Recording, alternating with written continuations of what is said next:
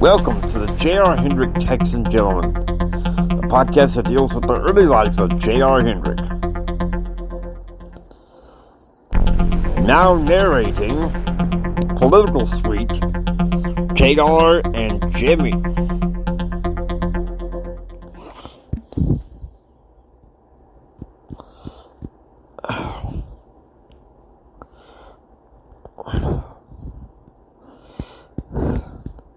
November 7th, 1994, 1 p.m. Central. Dave Smith comes and knocks on the door of Brent Clark's dorm room at Gordon Hall to give the following announcement. It seems that Friday's rumor was true that Ken Pyre, the candidate running against Brent for editor, was dropping out of the race because he was failing his economics class. Dave said that most likely tomorrow morning Brent could redecorate his dorm room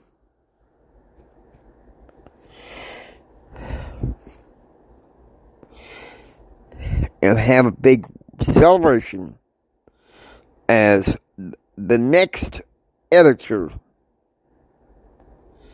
because JR had helped declare him the serious winner, no longer just a contender. 3:20 p.m. in the Hendrick family condo in Lubbock. Jim is listening to the Blake Carter Show with Gordon Gekko. Blake is going on and on about how his son Timmy says he wants to go to Harvard, when Blake says that Harvard was co-opted by liberals. 7 p.m. Getting anxious as I show up at the condo for dinner. Dinner was a bucket of fried chicken and lobster tails and gin. Of course, Grandma Hendrick was there with Carl and Donna.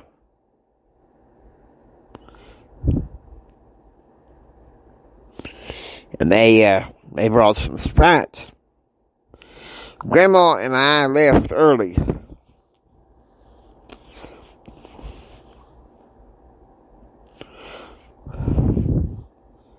Starting disgustingly with a party turned to drinking.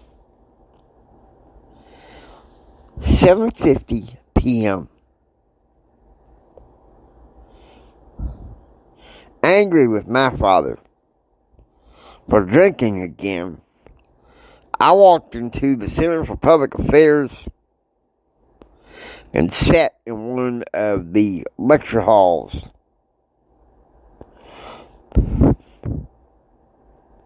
Some high professor was lecturing on and on about government relations and research methods, and I was mesmerized. 1:45 a.m. Jim is watching TV, and Mike Chestnut, congressional candidate from North Carolina, urges Americans to go vote. But after the interview, he couldn't find anything. So Jim turns off the interview and drinks another cup of hot black coffee. This morning at 8,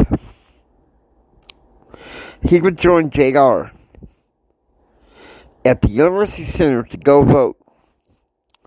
Then he would take JR to the registrar's office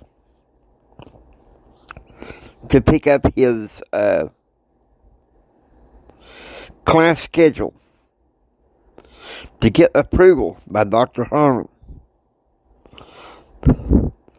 Jim had already approved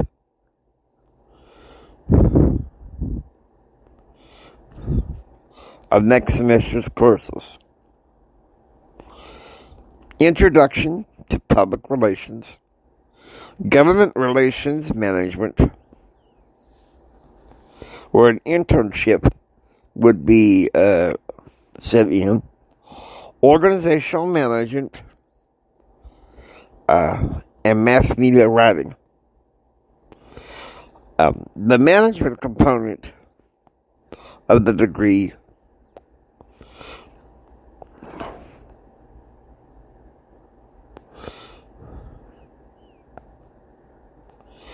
would depend heavily upon his internship this spring.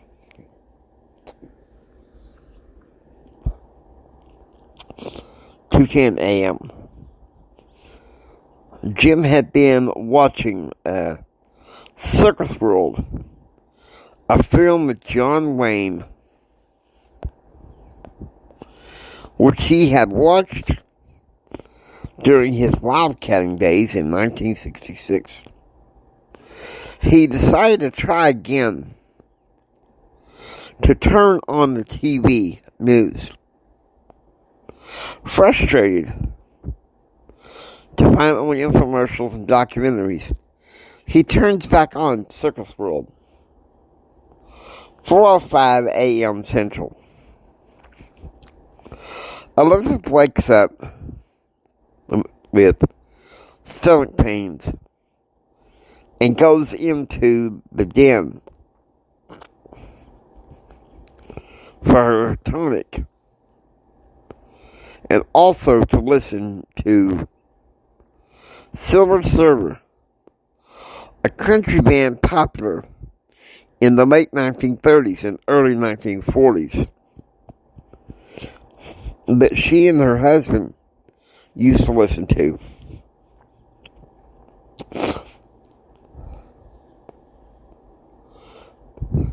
She is extra special bitter at Betsy for desiring to leave to return to her husband today.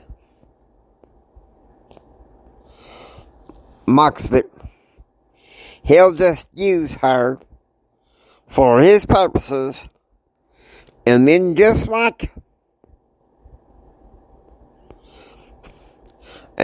ignore her like nothing ever happened. And Jeremy should have horsewhipped him badly for getting Betsy pregnant in the first place, and not wanting to do right for her and JR. 4:45 a.m. Nothing but documentaries and infomercials are on the TV news. And Jim is getting pretty annoyed after having watched Circus World. He knows that JR is going to be going to swimming practice this morning.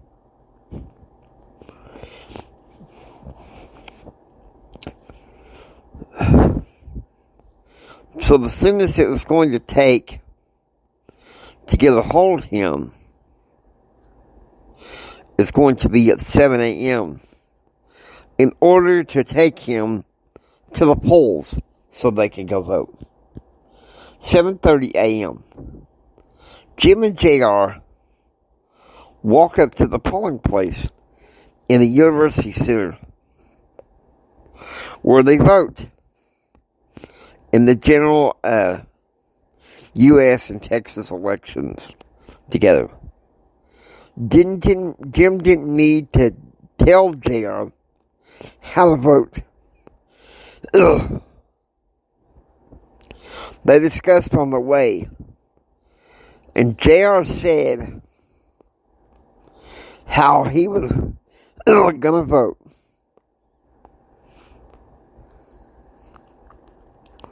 And his father was very proud.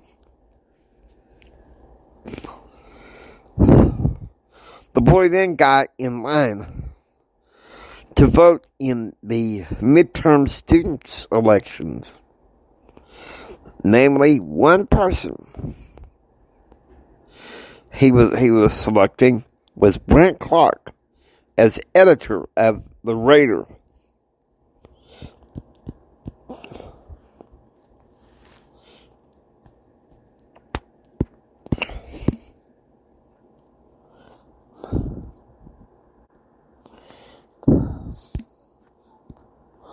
"8:30 a.m. Holy moly, I got registered in a snap as Brent Clark gives his acceptance speech on KTXT FM.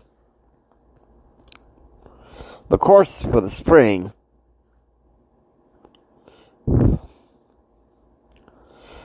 were natural. Principles of public relations, government relations management, strategic communications management, and constitutional law powers. Dr. Harmon said that the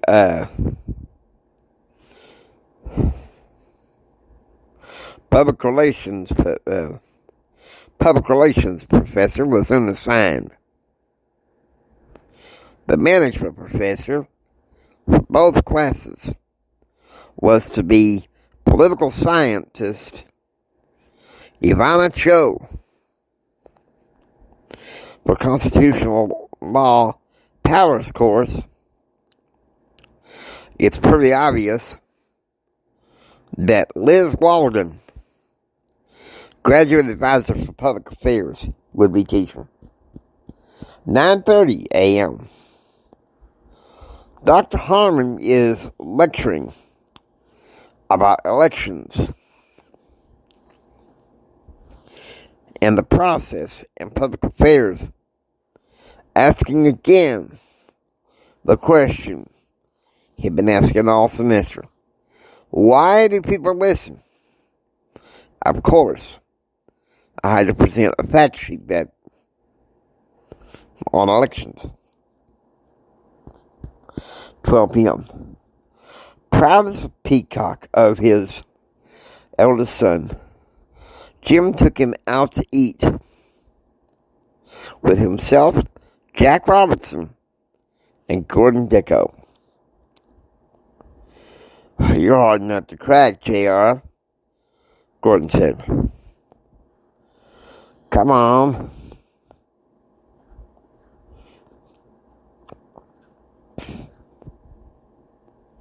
"You know I'm not that bad, Gordon," JR said.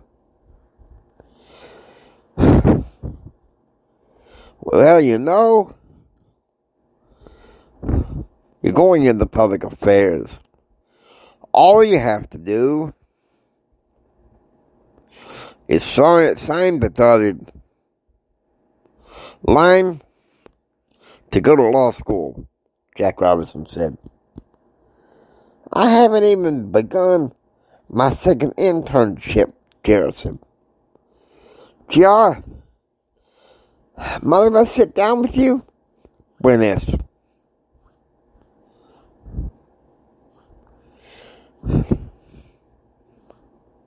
There's a seat right beside me.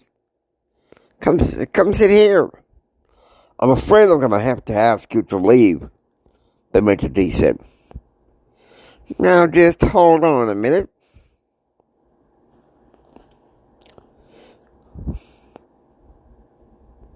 He's just nobody off the streets. He's a good friend of mine and a future editor of the campus newspaper. Just my apologies, Mr. Hedrick. I wasn't aware he was a good friend of yours. Why'd you do it? Lord knows. You face me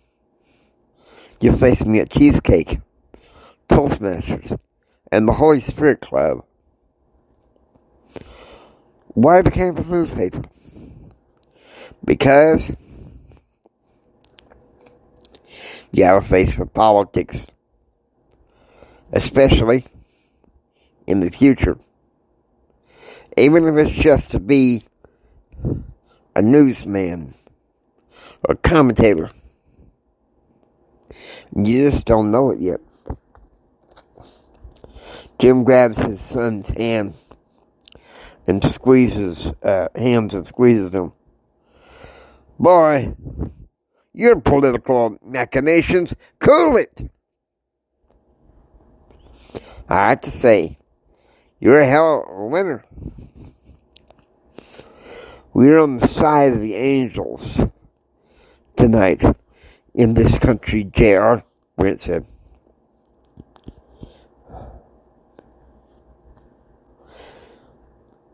Getting up and leave. Problem with you, boy, is you are just not ruthless enough, Jim said.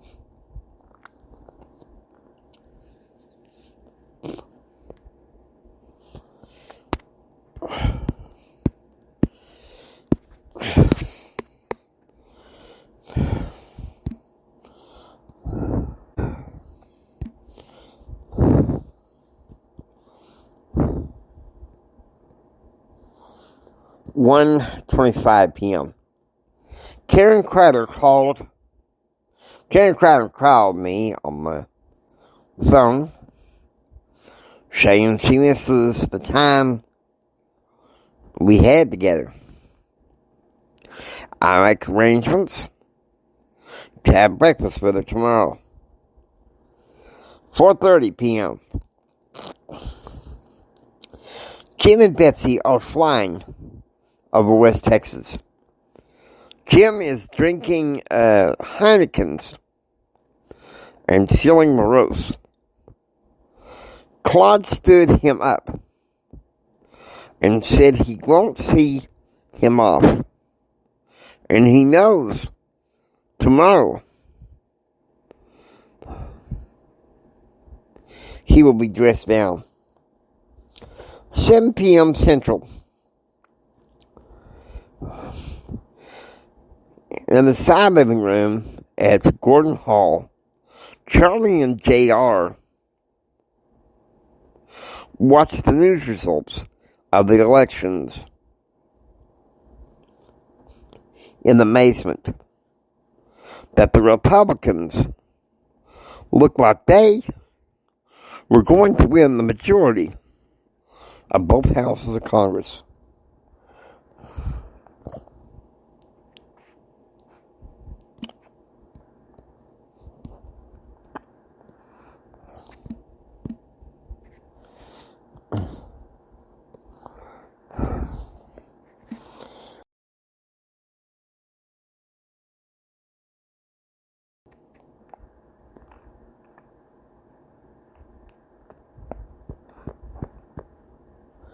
November 9, 1994, 3:10 a.m. Eastern.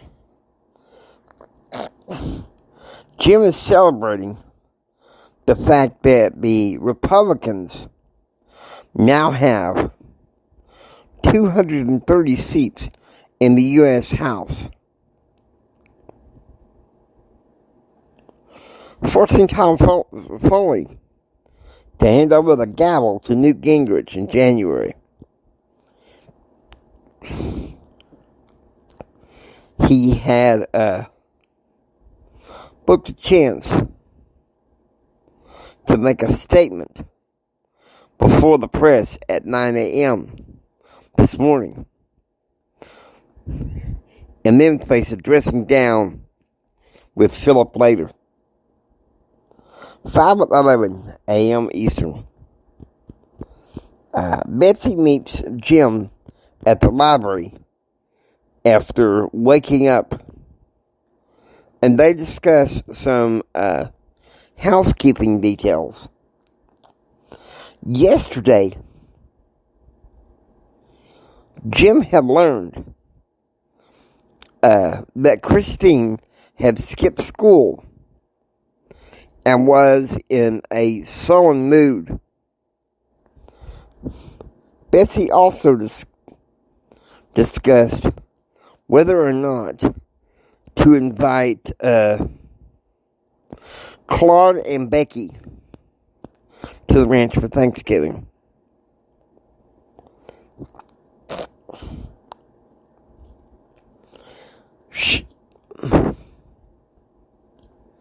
She makes it, although Jim is overjoyed that Republicans won control of the House and Senate,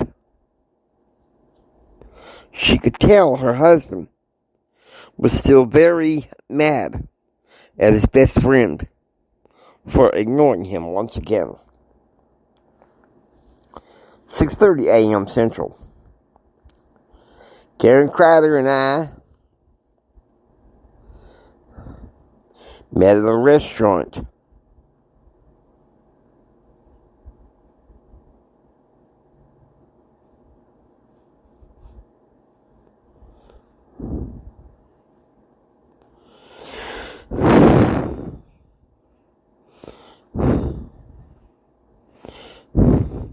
Near Lubbock University College, in order to have some cinnamon rolls for breakfast. What are you up to these days? Karen asked. Oh, plan political powerhouse. I heard the Republicans won both houses of Congress yesterday. Yes, they did. And we should celebrate. But that's not the reason why I called you to breakfast. All right, I'm listening. Shoot. Brad told me yesterday that you've been touring around campus, hanging out with Charlie Nation. And what the hell is Brad doing? For when he told me he was done hanging out at Texas Tech University to try to rekindle things with Ima. He never learns, Karen.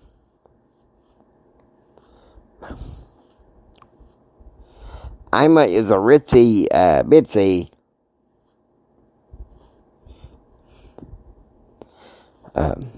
tap.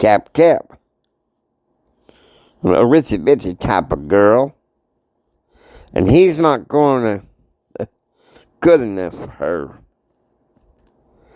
And he should know that. Please stay away from Charlie Nation. She'll drag you down. And if you think that Jennifer Bowers is hot for you, think again. Her parents are billionaires. 8:15 a.m. At the Small Business Administration in Washington, D.C., Jim reports to Phil later for his dressing down. After being made fun of, Jim tells him that neither he nor the president can intimidate him anymore, and that he was changing his his political party affiliation. 9 a.m. Eastern. In a private briefing room at the Small Business Administration, Jim gives his statement that he is changing party affiliation from Democrat back to Republican. He said that the only way he would step down is if President Clinton fired him. Until then, he would serve the country, not the president.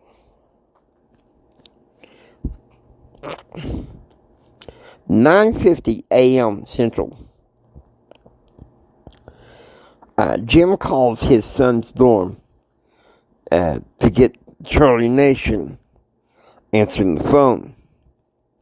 Jim warns him that if he corrupts JR, that there will be nothing stopping him using his power and influence to destroy Nation financial wealth. 11 a.m. Central. The dean had to present a paper in Chicago. And so Dr. Harmon had delivered a session about public's theory on how information flows through public affairs. 1 p.m. Eastern. At the business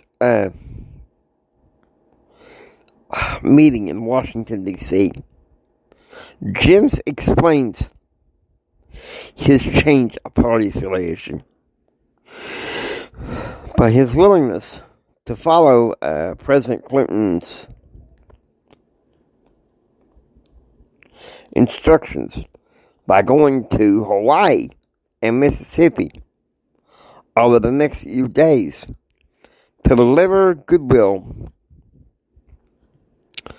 for the Clinton administration, despite the losses of the 1994 elections. 1 p.m. Central. In a courtyard by the Center for Public Affairs, JR is having lunch with Jennifer Bowers at the Cheesecake Toastmasters. Jennifer was congratulating JR for having the proper mastermind of working through working things politically. 3:25 p.m. Eastern. From his office, Jim calls Mike Fields, asking him to keep an eye out for JR. He's irritated and concerned at the same time that Charlie Nation may try to con and corrupt his firstborn son against him. Jim tells Mike that he knows that Charlie has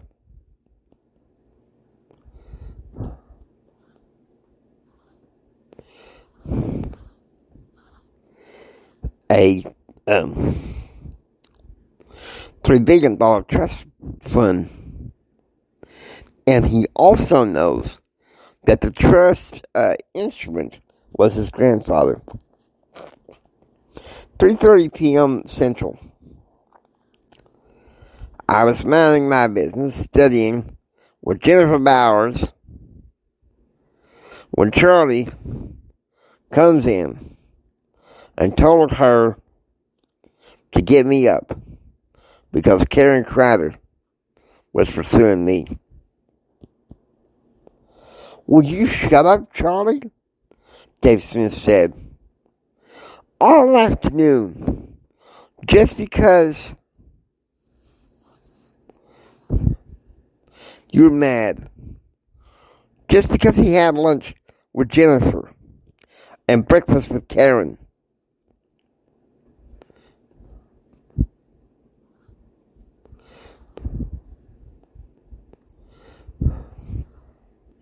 Well, he's having steak with you tonight. Leave him alone.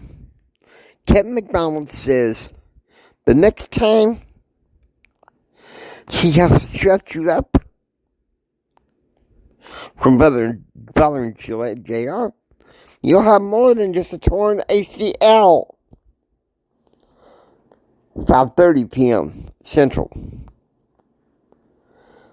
I suddenly took my tray full of steak and baked potato to the table where Charlie Nation was, and we sat down and talked. I listened to all the crap out of your mouth again about me and Jennifer Bowers. And me and Debbie, what the hell do you want, Charlie? Listen.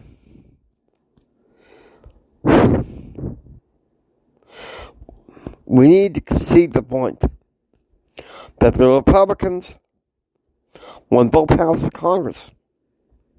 And the truth are, to help Bill Clinton can create a surplus in the deficit instead of a deficit like Ronald Reagan.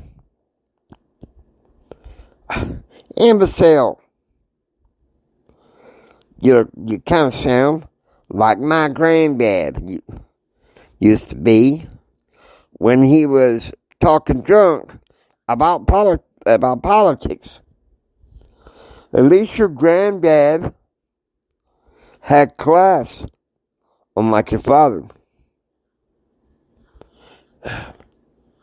You're just a screwboy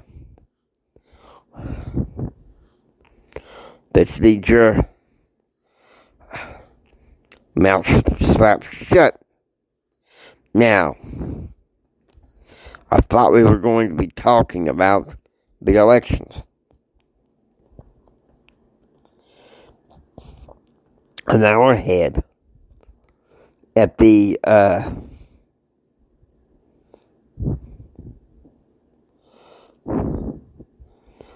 Constantine Bush mansion called White Castle in Georgetown, Washington, D.C. Jim and the family are enjoying a steak dinner.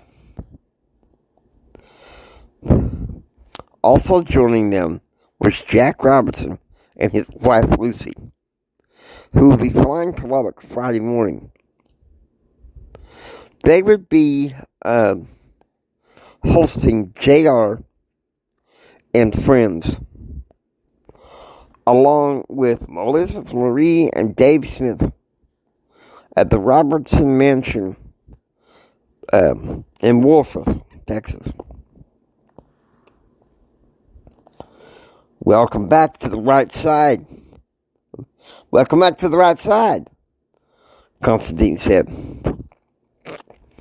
I always knew you'd find your way back.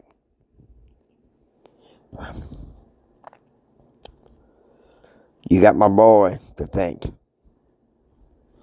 But he's a political mastermind up there in Lubbock.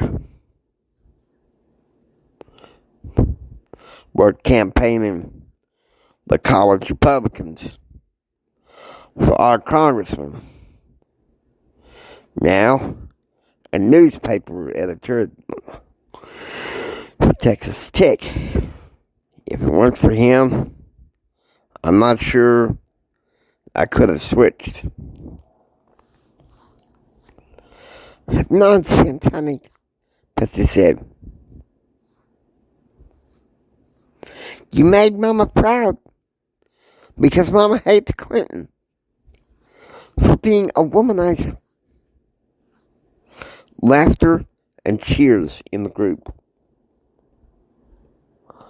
9 p.m. Eastern. Jim and his family arrive at the Richland in Arlington, Virginia.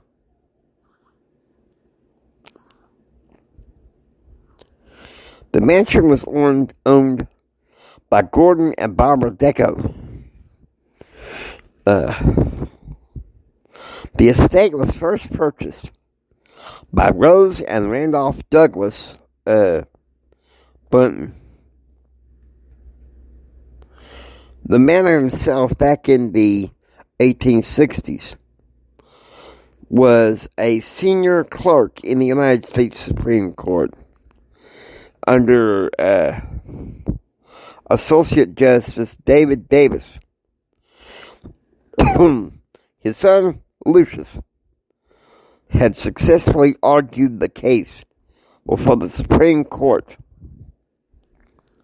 with the approval of Chief Justice Chase in 1865.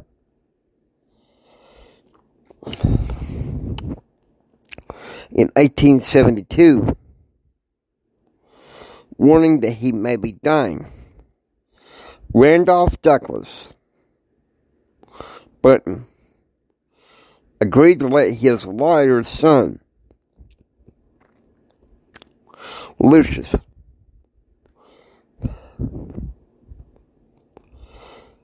take over the mansion and take care of his ailing mother.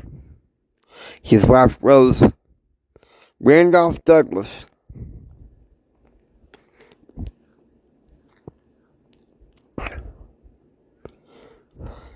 died in September 1874, and Bunton and his mother sold his mansion to a string of prominent businessmen. Deco himself had purchased it in 1970 at the age of 42.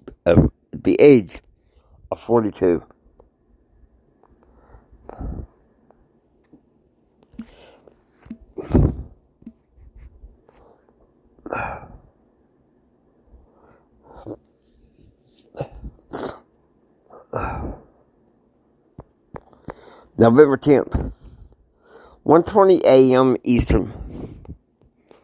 Sitting by the fire at the Richland, Jim reads the Wall Street Journal, preferring it over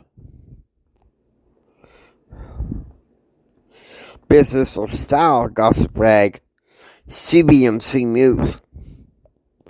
Looking at the gossip page, which he would save for Betsy, he learned that Norma Sanders filed for divorce against her husband in Arlington, Virginia. He also read in that same article that Greg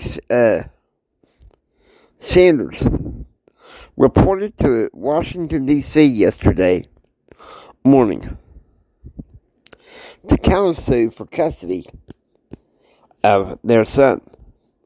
2:10 a.m. Eastern. At the Richland, Jim is in the home theater, which he decided to have his home theater in Washington, D.C. Look like.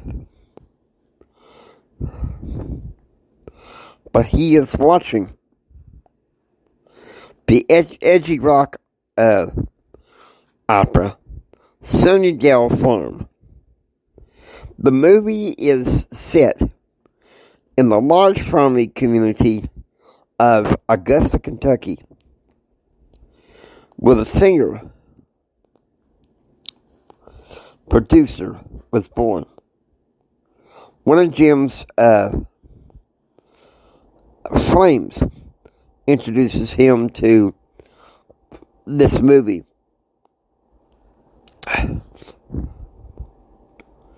when he was leaving the affair in having the affair in 1987 and 1988. And even though Claude had cautioned him against it, he still watches it from time to time. Sunnydale Farm was a soapy melodrama. The plot that focused on such films and controversy, such as religion, homosexuality, rape and incest, along with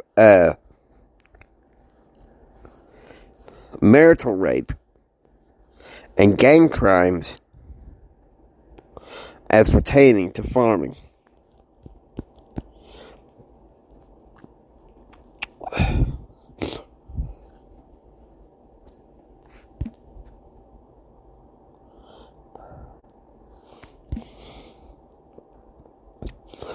"3 a.m. Eastern.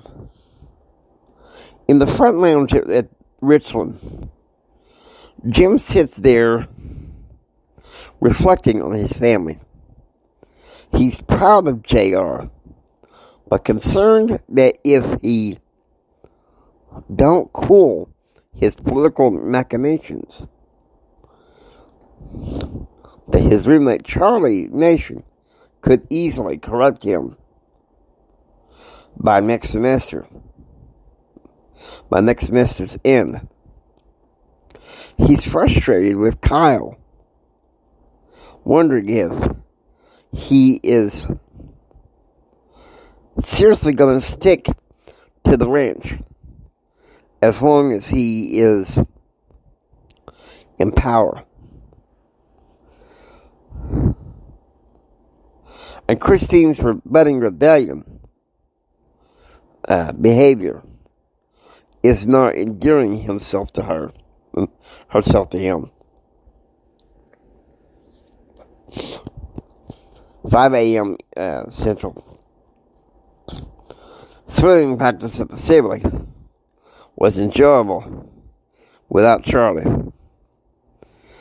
Okay, so this is what it is, Jara. You're telling me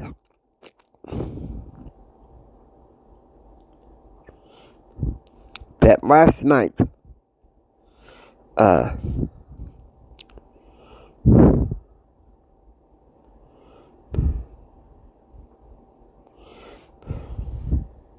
was his couch potato night, but yet he went into the dorm room of his sorority girl and they studied together. Alexa keeps him grounded, but the problem is she may decide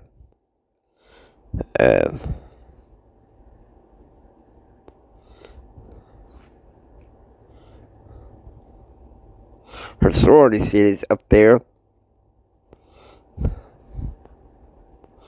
in London School, in London School of Economics. Then that's what he's going to do. Go chase Trish. Oh, it's going to be crazy. Looking forward to this tonight. Then go with me. We'll see if I can distract you so that you're not go between Charlie and Trish. You understand? She's gonna want to talk to me after the meeting. And who do you think is going to be there playing Wounded Bird? Charlie Nation. Look, in the name that's all that's holy, I'll talk to Tim Newcastle and we'll run interference for you. I know how your dad feels. I like what Charlie does. 6:40 p.m. a.m. Breakfast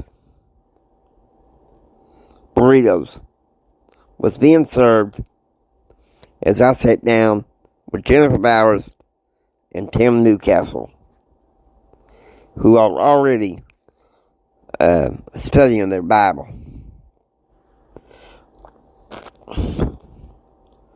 I'd like to hit Charlie in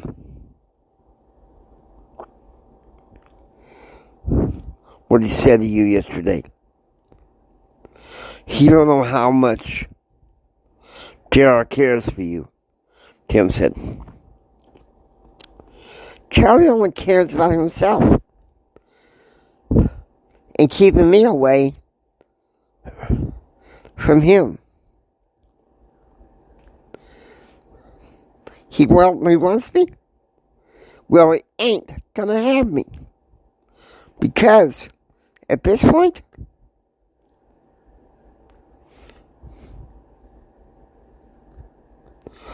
I want to marry a studied geek like JR.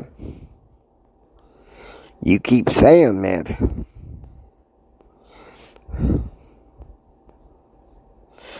But I might just scare him off someday, sooner or later. Brent told me this morning at practice that he's getting tired of Charlie running his mouth. Well, I'll see what we can do about to keep him from running it. Mike Fields said, "Hello, JR.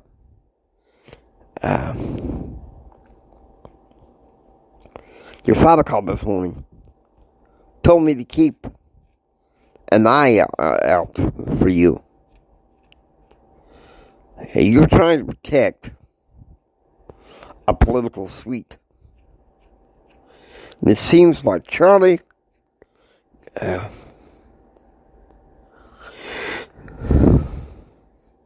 gives it anyway." 10:40 a.m. Leaving Intro Public Affairs class, JR walks towards the School of Mass Communications when he is accosted by his suitemate, Charlie Nation. "You're incredible, Hendrick. You better have breakfast."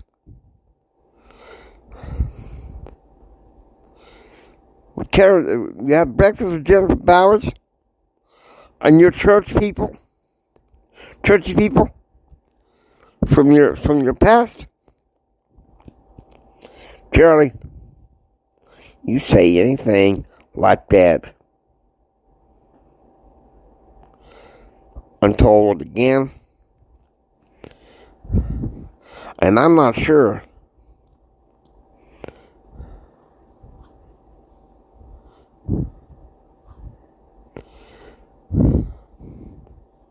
And I'm sure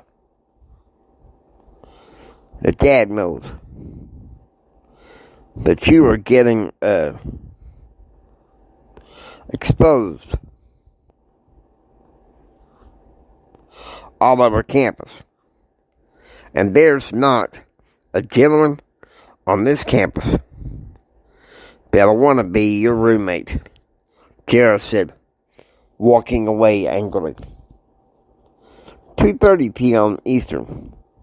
In Washington, D.C., Jim is meeting with Louisiana Senator Cordell Wheeler. The junior Republican senator was conciliatory toward Jim, especially since he switched parties back over to the Republican side. 3:40 a.m.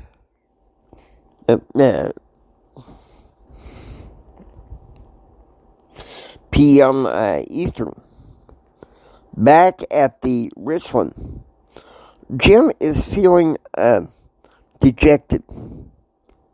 Not because of his meeting with Senator Wheeler, but because his meeting with Senator Robert Byrd,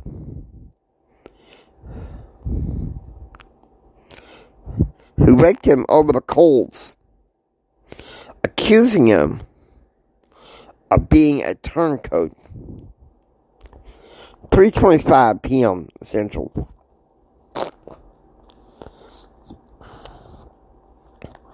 Jaded and frustrated, I returned to my dorm room and began listening to the Blake Carter show. No, Charlie was not there. Neither was Dave Smith, nor Kevin McDonald. I was all alone. 5:30 p.m. Jennifer and I decided to have dinner at Baja's Fresh Mexican Cantina at the Student Union. Just ignore Charlie. He only cares. The only thing he cares about is his ego, Jennifer said.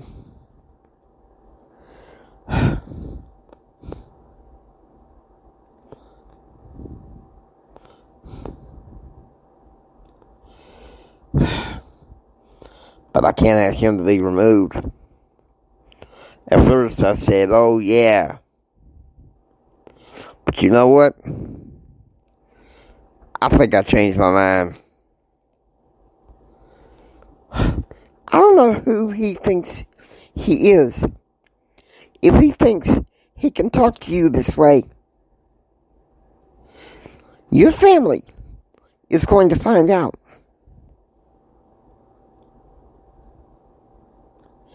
Hell, Dad already knows. Charlie jumped on me yesterday because Daddy called him and told him not to mess with me too much. Concentrate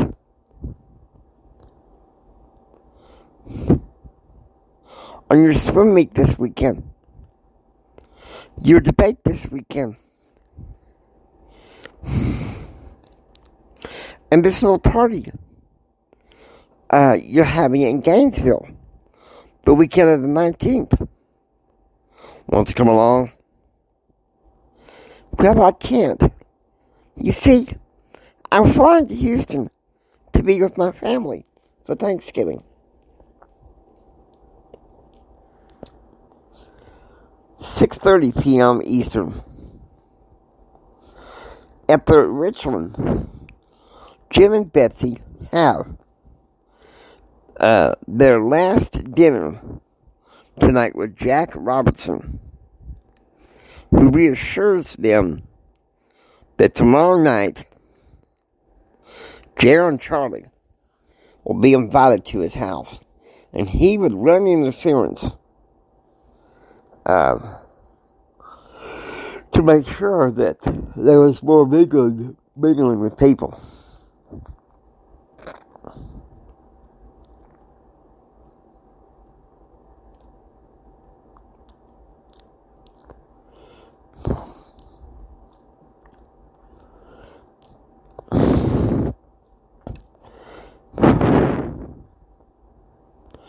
I said, didn't want this.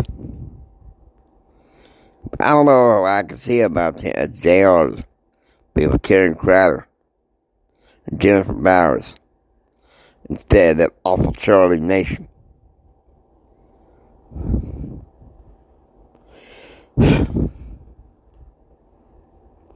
Jim, don't worry. I already talked to Gordon. And I talked to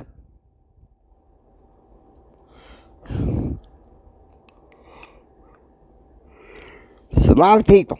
It's going to be at that party. You don't have to worry.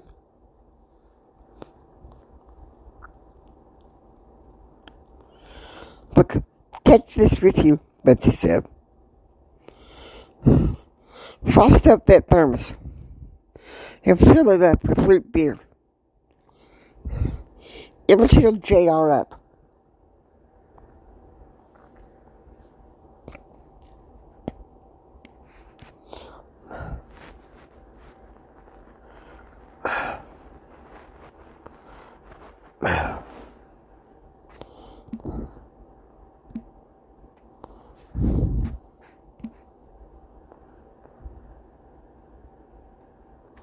That's 12.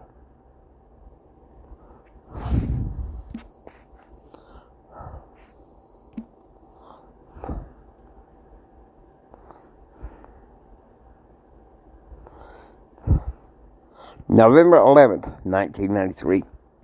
1:30 a.m. Eastern. Jim wakes up after a few hours of sleep. His ego is still being bruised by Claude's attitude towards the friendship. As Claude seems to be more interested in pleasing Becky than the things that he and Jim once had in common. Jim is relieved that later this morning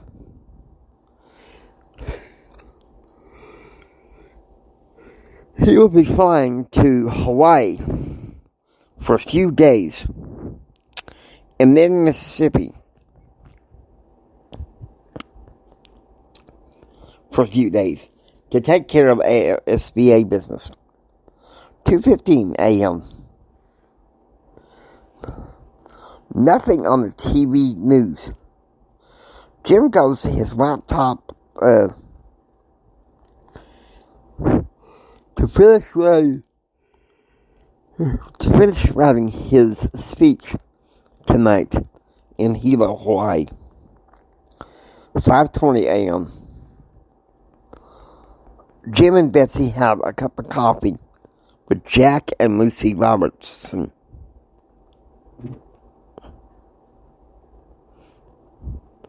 They are leaving in 30 minutes for Reagan International Airport.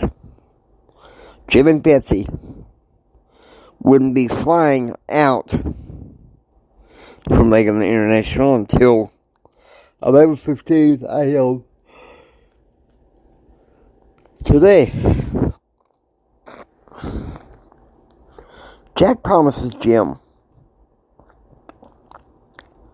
that he will keep a close eye on JR and that he would sit at the party so that he could feel normal and himself. They could help him prepare for tomorrow's swim meet and debate against Lubbock University College. 5:55 a.m. Eastern. The Robertson limousine pulls out from the driveway of the Richland as Jim and Betsy wave to them. A fond farewell. Betsy could tell, however, that her husband was feeling really down due to the dressing down 2 days ago and the request that he go to Hawaii and Mississippi, suggesting that she would enjoy Hawaii more, and he would enjoy Mississippi more. 5 a.m. Central. Kindly, Brent helped me into the pool as we practiced together. And he could tell that I was feeling down. Tell you what, David and I really wanted to punch him in the mouth for being such an idiot. Kevin McDonald says he's not picking him for first string against Kansas State. I ain't no dummy. Like I think you am. What he thinks about me and Jennifer Bowers and Lee and Karen. I want to be with Jennifer Bowers. Listen to your dad. Charlie will corrupt you, turn you around the wrong way. Now,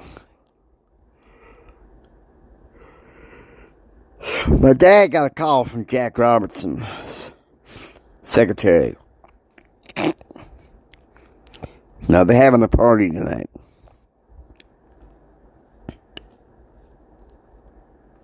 I'm here to tell you, Jennifer Bowers is inviting. You're coming with me. Now, Charlie is invited, too. But Jack is planning on distracting him so that he doesn't bother you. 11 a.m. Class was canceled. In mass media theory. However,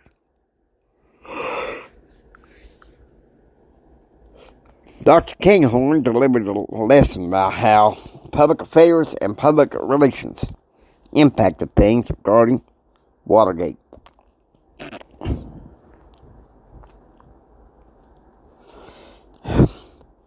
5:30 p.m. Central. At the Robertson Mansion, the party is in full swing. Jack Robertson tells Jennifer that she could marry any man that she wanted. Karen Kreider arrives in the middle of the party and starts flirting with JR.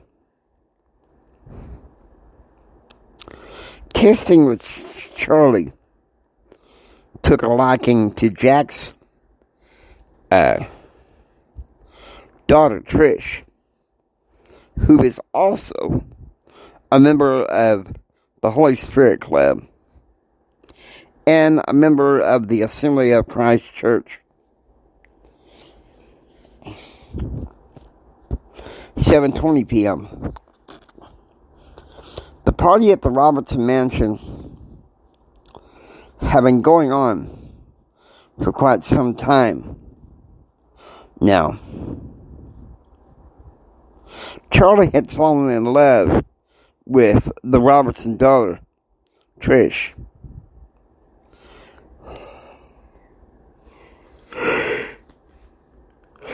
A little bit. I know that my cousin Elizabeth Marie was also there with Dave Smith.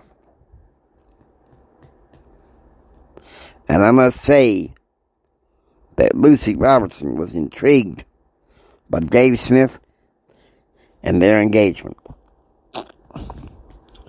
Suddenly,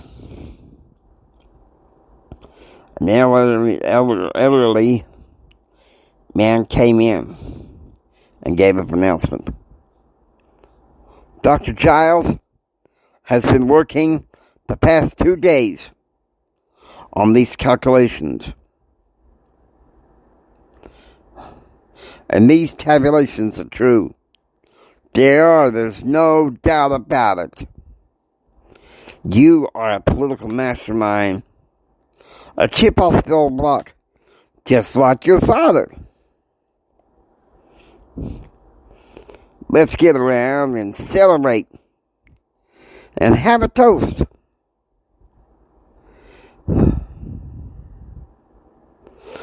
This Brent Clark here is a winner.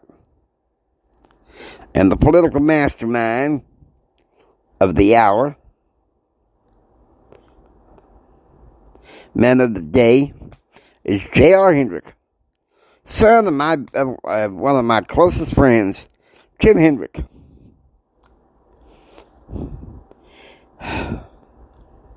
Dinner that night was fried chicken, mashed potatoes, asparagus, not to mention some dark chocolate cake. 8:45 p.m. Jack Robertson called me into the back office to hand me the first gift from Mama, a Texas Tech thermos to cheer me up. This is also from your father, Lucy Robertson said. Your grandfather's Bible. Your grandmother wound up with it in the divorce.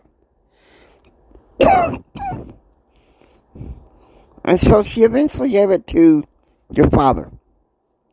He wants you to have it. The Bible was a King James Version, approved by the leadership of the Assemblies of Christ. And in between the Old and New Testament were the books in the Book of Mormon. 11:15 p.m. I arrived back at the party to find Dave Smith still gone on a date with Elizabeth Marie. Charlie was asleep, and Kevin McDonald was coming home from the party. Put my thermos on my desk next to my computer and my portable CCTV. I put the Bible on my nightstand. I was so proud of the affection from my father that I would never forget. I knew then, but no doubt, that I was Jim Hendrick's son, and that he loved me.